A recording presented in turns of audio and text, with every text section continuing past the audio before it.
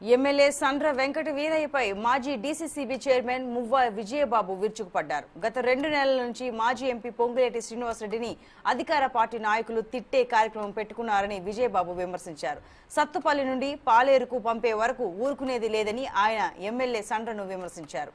సండ్రను ఓడించేందుకు పొంగులేటి అభిమానులు శాయశక్తులా కృషి చేస్తారని ఆయన తెలిపారు. మరి ఆ రోజు తెలియదా మీకు ఈ డబ్బు మరి ఏ విధంగా వచ్చిందో మీకు తెలియదా? మరి దీన్ని ఎట్లా మీరు భావించి తీసుకున్నారు ఆ రోజు? రెండోది, తండ్రి లాంటి ముఖ్యమంత్రి గారిని విమర్శిస్తున్నారని చెప్తున్నారు. ఎస్, ఆయన తండ్రిగా భావించారు, కానీ ఆయన చేసిన అన్యాయం ఈ రాష్ట్ర ప్రజలకు, ఈ జిల్లా ప్రజలకు తెలుసు.